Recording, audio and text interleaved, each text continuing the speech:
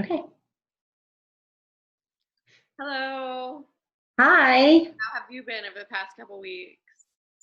Good. Um, really good. Just friends came home from close friends of mine came home from vacation early, so we got to see them yesterday, and we're hanging out with them today. So I've got everything kind of lined up and in place to. We're having a barbecue, but just it's nice to have some fun to look forward to. So I'm enjoying. Had a two good weeks. I feel like things have been going pretty well. I'm not looking forward to the kids going back to school. Some days I am, but not like, oh my God, is it over yet? Or I'm not looking forward to fall. It's not been as hot here as it was last year. Yeah. So we're actually having fun. And my little guy is bigger this year, so it's not just him on my hip, making sure I'm somewhere I'm comfortable nursing him, and like my older son being like, "Mom, what are we gonna do? Mom, what are we gonna do?" Although he still does that, but it's like, what did I just tell you 5 seconds ago? What are we doing? What did mommy tell you the plan was? So, so yeah, this summer has been much better than last. I guess I'm comparing it to last summer. Yeah. And this past week has been good. Anxiety levels have been low surrounding school and just getting things done. Um, yeah. When does the school year start for your kid? So because he's not kinder yet, kindergarten starts for him next fall. I'm starting him in September after Labor Day, and I'll start them both actually. And I'm feeling I've checked out a few other schools. I was going to put him in the same school he was at last year, but his previous teachers quit. He went through 4 different rounds of teachers, and I do not want to put my youngest son through that. So I started digging around for other schools, and there's one here that's really close. And it started by a lady I know in the neighborhood with kids, and it's kind of like a 2-room building, big open rooms, but the kids would be able to see each other, and that makes me very comfortable sending my youngest 3 days a week, so that I can do school, and then still be a mom Tuesday, Thursday, and on the weekends somewhat, because ultimately that's the goal, is to be mom first and do school, and for me second. But some days I have to switch that and put me first. But I get this time with them while they're this age now, and Yeah. that's where I want to be with them. So I hear I hear that it seems as though you're the primary caretaker and that you take a lot of care in getting your children what they need, and there's a lot of consideration and there's a lot of focus on doing what's right for your kids, and I feel like that's a really strong strength. Like, um, and I was just wondering, um, how does it feel being the primary caretaker? Are there ever times when it's overwhelming, or yeah? it's, I mean, it can be overwhelming every day. Um, I do have a very good partner. He is uh, he's my rock. So I'm perfectly fine being the primary caretaker. Mhm. It's when I need to put myself first is Yeah, when I get really stressed out, yeah, because I want to be the primary caretaker. I want to be present with them while they're this little and while they're not in school, because that's the only time I get like this. I don't get that back. yeah, I don't get to wait for when they're done with high school, they don't want to hang out with me at that point. So they want to hang out with me now. Mom, what are we going to do today? Mom, can you play this with me? Yeah, I want to do those things. So when I have to put myself first is where I really get stressed out. But I know I need to put me first sometimes, because on the flip side of that, they're not going to be this age forever. And I am going to get to come first again at some point. And I want to make sure I have things in place so that I am able to do that, so that I'm happy when I get there. Yeah. So it is overwhelming. Yeah. It sounds like you have a really strong sense of self-empathy and a really strong sense of, like, I don't hear yourself like talking down about yourself or blaming yourself for not for when you're dealing with your kids. And I think that's a real strength, that you're able to like fully accept your role and understand that it's a lot of work. Mm-hmm. Like, move forward and devote yourself to that. I guess it is a strength, but I think there's a lot of internal dialogue I have with myself on a daily basis. Yeah. So could you share some of that with me? Yeah, I guess uh, some days are better than others, like normal. And some days I plan the day and it actually goes according to the plan. Other days it doesn't, or I'm having an emotional day. Mm-hmm. And occasionally that comes out on the kids. And then I feel very guilty for that. And then I have to take a step back and remind myself that emotions are normal. It's good that they get to see some of this. Yeah. But how do you make it so that you recover from, so that the emotions are okay, but they don't hurt someone else? Yeah. Type thing. So internal dialogue. Oh my God, why did you just do that? Look at how he's acting. You could have done this, or you could have done better. Aurora, why didn't you catch yourself in the moment? A lot of mom guilt, if you understand what that means.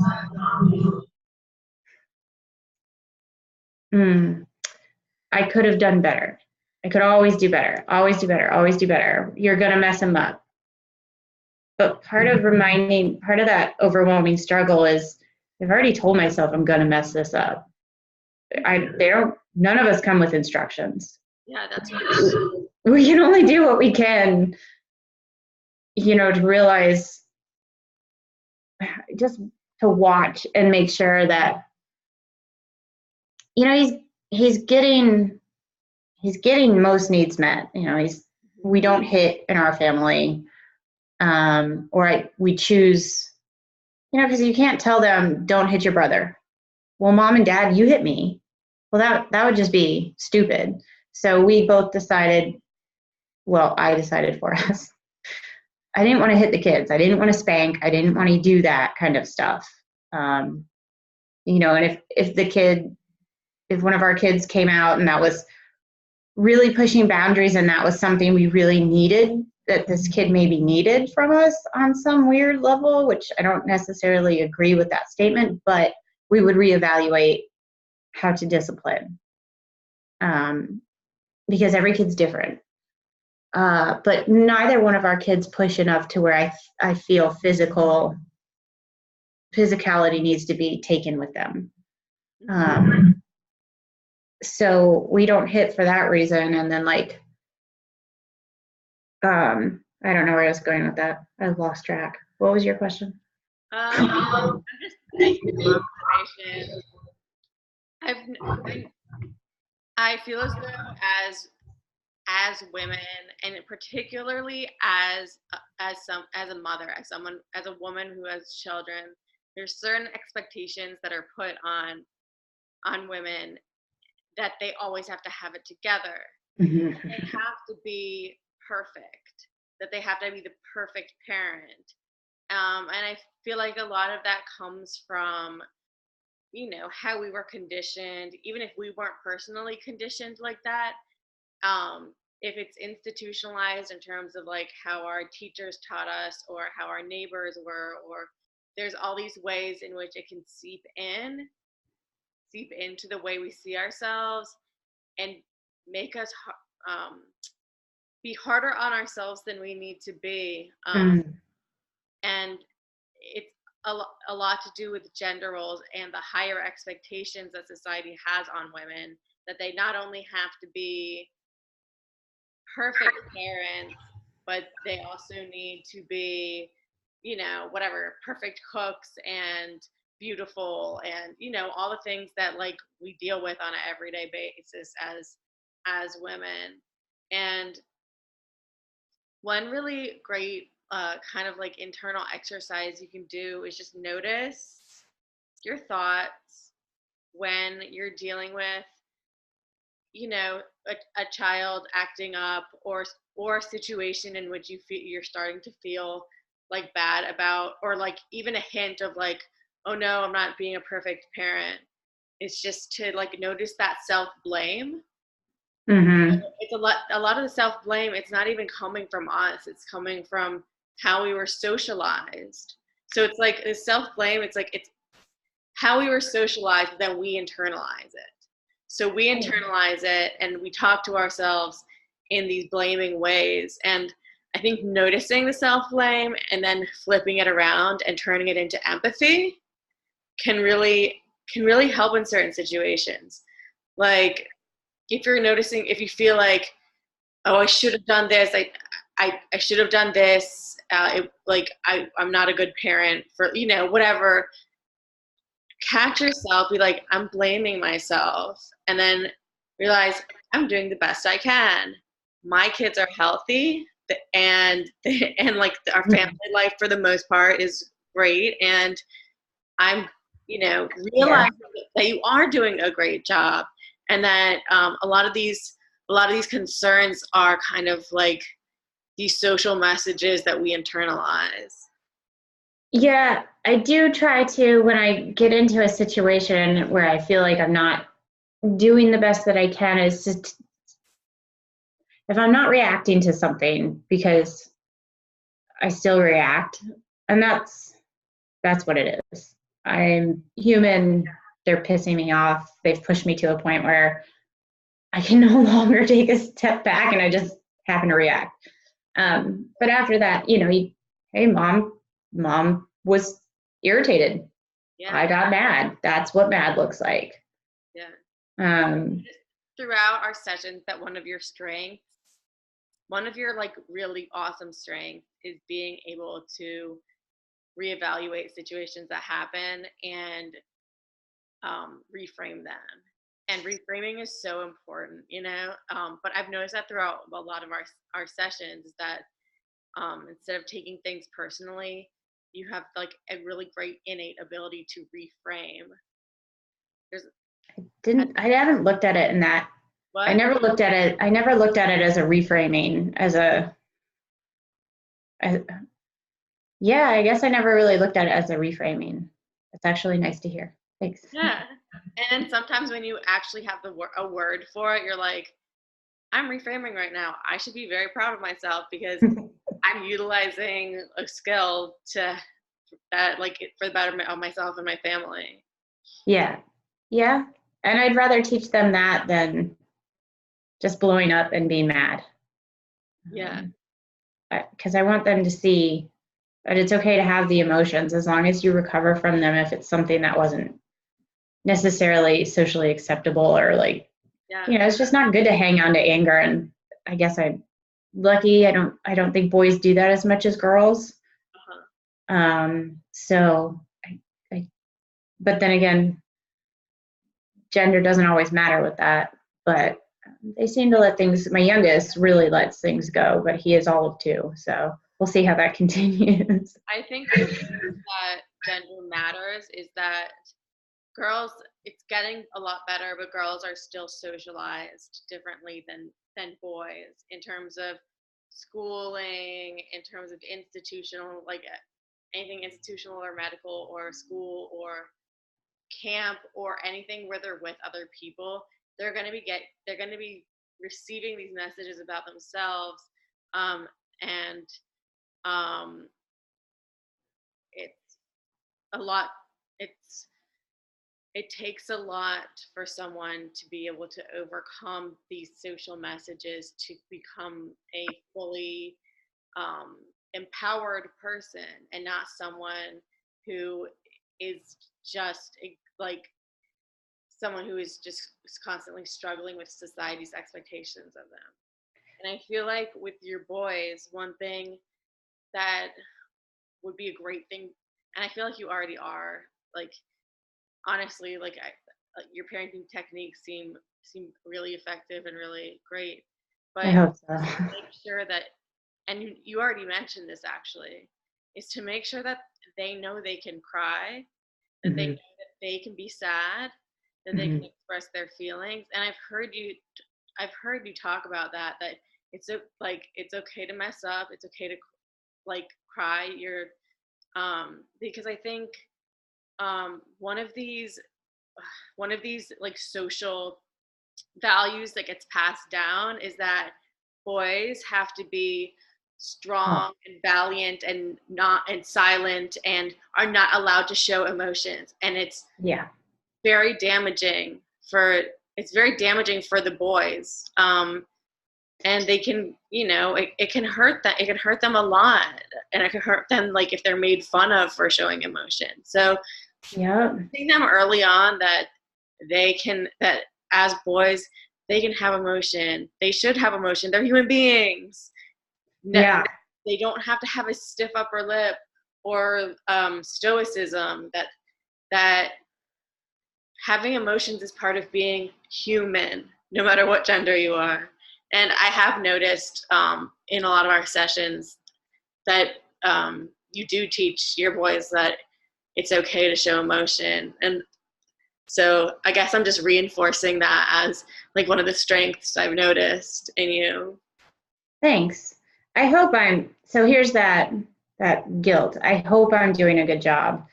I have to believe I'm doing a good job, or else I don't, why am I bothering? But I do hope I'm doing a good job, because it is important to me that they know those things so that they can build stronger and healthy relationships as they get older.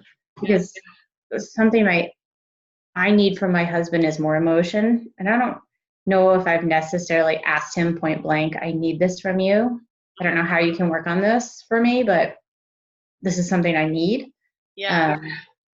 Does he come from a culture where stoicism, like in Australian culture, are men, is there more of an expectation for stoicism in men? Like it's one of those, it's a little bit more of a macho culture. It's a little bit more of like from my exposure to it. So I think a lot of it has to do coming from two different cultures. One where men are very much expected to be strong-willed, silent, not show emotion. Even more than here, I feel like Australia has that kind of those kind of values. So yeah, emotion's definitely not something that is valued out there, or for men. For men, yeah. He's very witty and does a lot of things with humor, and that just pisses me off sometimes. Like he's using it to deflect real issues. Mm-hmm. Yeah. Like, it's not funny. And do you see my face? This isn't funny to me. Yeah. Like, it is, in a social setting, it is funny. It is very good he has those things. It is beneficial for him. And but sometimes I do want him to take it seriously, or be like, I see you're hurting, or I see you could use some help, like, and that's, some of it's my fault too, because I think as little girls, we grew up with my dad a lot. Well, my youngest sister did, not me. And my mom and dad divorced when I was 11. And after that, and even with my mom, it was almost like, what are the tears doing for you? Are they helping you right now? It was almost like I couldn't. Your mother said that to you. Mm-hmm. Yeah. So that's that internalized that's that internalized misogyny and the Yeah. internalized don't show your feelings. That's like, Oh yeah. So that was something that hurt me from my own childhood that I don't want to bestow on my kids. yeah, That is also something I still deal with as an adult in being vulnerable. I don't necessarily need to cry, but it does take a lot for me to break down to ask for direct help, and I almost feel like I have to cry because for some reason I feel weak when I do get to that point. I feel like I'm viewed as weak. yeah. And So then, so you're dealing with, it sounds like you're dealing with a little bit of self-blame there, or self-criticism. There's like some oh yeah. self-criticism, and there's fear of being perceived as too weak or too vulnerable. And that's another thing that we struggle with in this culture, where vulnerability is looked down upon, in Yeah. in American culture, and I'm sure in Australian culture. Mhm. And yeah, I think learning how to retake your voice back, like reclaim your voice, and be able to non-judgmentally and empathetically share where you are at any given moment without that self-criticism can be great. And there are like assertiveness trainings. I'm not saying that you would need that, because it seems like you're like pretty on top of it, but in terms of what I'm hearing from you is that you have a little bit of difficulty getting what you need from your husband in terms of communication and emotion. Yes. Is that true? Yes. So I feel like that's on me. that's where I would love it if you could sit down with that thought of that's where it's on me, and notice where you're using self-blame and where you can put some empathy on yourself. Like use empathy on yourself. It's like in any intercultural relationship, like where people are coming from two different cultures, there's going to be differences in gender norms. There's going to be differences in communication styles. Um, and I think it's just important. Like as an exercise, I think you working on coming up with like a way, working towards like being vulnerable with your husband while at the same time expressing your needs. And it seems like that's something you've already been working on quite a bit, but realizing the differences in your culture and how that could play a part. And it's really unfortunate that like in your husband's culture, he was raised not to show emotion, and it's hurtful for a man to not feel like they can be themselves and to have that limitation. Yeah. So yeah, I guess it seems like you're going in a good direction, but I think just in terms sorry just in terms of like coming from like a feminist point of view, working towards working towards a little bit more assertiveness, or like a little bit more empathy for yourself and less self-criticism and self-blame. And it's just notice when it's happening, like, oh, that was a criticism. yeah. I don't think I need that. Like, or a lot of times it's like, that's a criticism. Where did that come from? Oh, my mom used to tell me that. It's just noticing, like, these really like socially influenced ideas that are passed down through our parents, through our schools, through everywhere, and know where you can change by saying, I don't have to believe that. Yeah, I could. I mean, I definitely know when I'm doing it. It's especially when I get stressed out or mad. Um, and I tend to lash out, I guess, Yeah. especially on him, Yeah. because he's my rock and I'm stressed and I don't know what to do with those emotions. And I know that's not okay on the kids. Because I think my mom did that a little to us. Like when she was dealing with stuff with my father, and we were young. I was 7 when this really started. 7, yeah. No, I was younger. Well, she found out he was cheating on her when I was 7, and she stayed. Long, she stayed. I don't know if they necessarily. I don't believe they worked through it, but I think that did come out in the way they both talk to us. So now when I speak to my dad and I tell my dad, Emerson's upset. Why is Emerson always upset? Why is he crying? I'm like, hey, Dad, I'll deal with that. Don't worry about it. It's like, you don't get to ask them. You don't need those answers. They don't do you any good.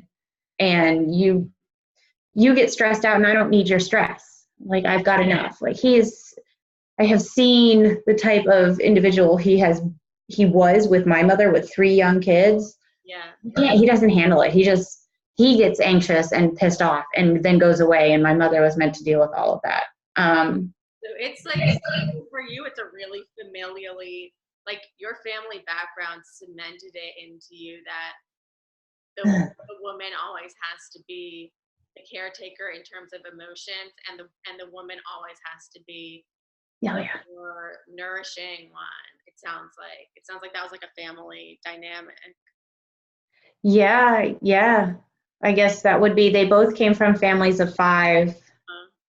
My dad the first, my mother the 4th. Both families survived. Well, my dad's side of the family had more money. But my mother's side, like the depression stuff was real. Like my grandmother, Jesus, she the Salvation Army is having a sale today. We need to go. Yeah. No, we don't. Yeah. Nobody needs that anymore. Yeah, that Great Depression trauma, I feel like resonates through all of us. Like if our family was in the country at that time. Yeah. There's kind of like this epigenetic passing down of like fear from the Great Depression, and yeah, I think that's like go ahead. I definitely don't blame them for that. Well, I can't, they're gone now, but it was just like, whoa. So yeah, my parents both grew up, with, you don't waste money, but my parents didn't have a lot of money. They were very young when I was born. They didn't have a lot of money. So like as kids, we didn't get things like snacks, like sugary treats and stuff like that because mom couldn't afford that. Yeah. But yeah, it was definitely child rearing was, my mother was taught, the woman does all this, the woman does all this, and you support the husband. And even to this day, like when I say, I need Brendan to be home, she's like, well, Aurora, you're home because he's working. Well, fuck off, Mom. I know he's working, but am I not? Well, Aurora, he's doing this. And I'm like, you're devaluing what I do, Mom. This is what you get mad about. That is such a great analysis. Yeah, I love hearing your strengths and I'm like, Mom, do you hear yourself? This is what you got mad at Dad for years and society. She's like, well, somebody needs to support, the lifestyle you have and that you get to stay home. And I'm like, mind blown. You can't even see it, but yet you'll complain about it. Yeah. So, and like she and I have these arguments all the time because I question this kind of stuff and I've always been the sensitive one. Yeah. And I think it hurts me. She won't let me in on that kind of level. Like my dad would talk to me especially after they got divorced. He would, I'm really upset. I'm really sad about X, Y, and Z. And my mother still, she's like, Aurora, this is my part of my life and you're my daughter and I don't need to talk to you about this. And I'm like, ugh. I'm like, well, on one hand, cool, at least I know that boundary. But on the other hand, seriously? Like, how am I supposed to come to you if that's a boundary you have? Why should I share with you then? Yeah. So you were raised to not value, to not be able to talk to anyone. Yeah, really, my dad wasn't around to listen. I don't think it was, and I don't know if he could have heard me at that time. Yeah. He could have really heard what I was trying to say. What I'm also noticing here is your class background. Like, we don't live in a bubble, all of our identities intersect to create who we are. Mm-hmm. So it sounds like maybe you came from more of a working class Oh, yeah. background, and that really affects everything, your values, how you choose to live your life. Like, Mm-hmm. so I think it's interesting looking into where your intersecting identities are, and like what it means to be working class and how that affected you emotionally and mentally, and whether you ever felt shame because of, I don't know, other kids that had money that would look down on you or anything. And it's just exercises to look into where you are located in terms of, like, the axes of privilege and oppression. Like, there's all these aspects that go into, like, there's all these intersecting identities that go into who we are. There's, race, class, gender, sexual orientation, ability, and they all, in my opinion, have equal effect on our attitudes, our socialization, Mm-hmm.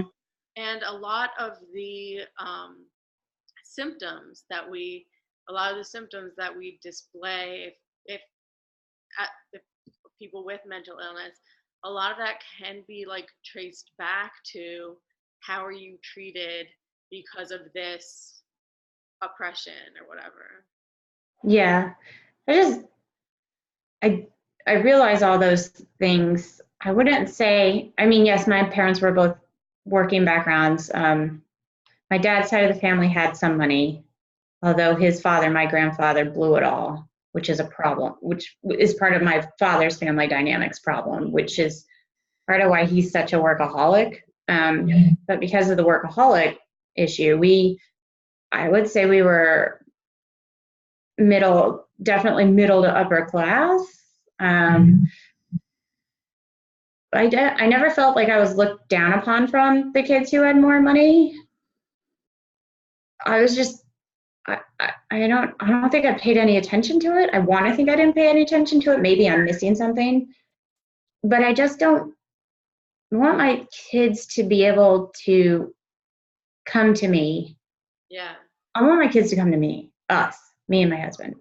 And I want a stronger relationship with my husband. I don't want to end up like my parents. And seems like, sorry to interrupt, but it seems like you're on your way in terms of you're expressing to your children they can come to you. You're working on expressing to your husband that communication is really important to you, and vulnerability and emotion. I think I need to reevaluate it, because I say it, and I've said it to him. I need you to communicate better with me, but then I resort back to my own way of communicating, and that's a lot like my father's. And like I said to you, my mom's like, well, he has to work, somebody has to work, and although that's what she complains about, I don't want to be contradictory like that. Yeah. I want to make sure I'm aware I'm not contradicting what I'm telling my kids. So I'm just, I guess I'm trying to be more aware of it, but I also I know I need to make changes, because I ask him to better communicate with me, and we've done a little bit. But like even today I had something scheduled and he knew about it, and I said, I need your help. I need you to take the kids at this time, because I have to do something and I can't have them interrupt me. Well, he got home and gave me 4 minutes to spare to get myself together, which really makes me anxious. And then something happened, and my time got pushed back, so I had a little extra time. And then he was like, well, I'm going to call this person back for 5 minutes. And for the whole 30 minutes, I was doing what I needed to do and what I needed him to help me with. he was on the phone for work. Yeah. And one of my kids came in and disrupted what I was doing. I asked him point blank, I need you for this. Yeah. But he doesn't feel the guilt that I feel when he puts himself first. Yeah, like that's a really valid that's a really valid and interesting statement that you made, that he doesn't feel the same guilt, and he probably doesn't have the same self criticism because of how he was raised, because of how he was socialized, or that it could be because of that. I wasn't there. I don't know. So yeah. But I mean, I feel like in general, as women, we are taught a little bit more to self-criticize, make judgments on ourselves, never be enough, those kind of things. Yeah. So our session is coming to the end. Is there anything else you'd like to share with me before we get off? No, maybe just next time, like work on more like how I can open myself up more, I guess, to him, or have him see me more. Techniques. Yeah, techniques. Communication techniques. Yeah. Yeah. If you could find some stuff for that for me, like I need that, I think. Yeah, and I do have there are a lot of DBT worksheets that are about like gently and non-aggressively asking for what you want in a way that really that isn't going to put the other person off. So I can send you some of those as well.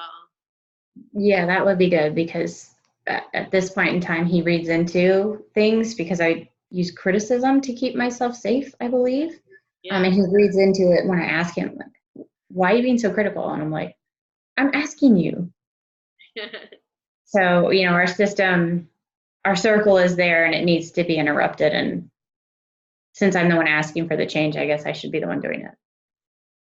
So, yeah. But yeah, send me those worksheets. I'll look over them. That'd be great. Okay. Well, thank you. It was great talking to you today, and have a great week. Thank you. You too. Bye. Bye.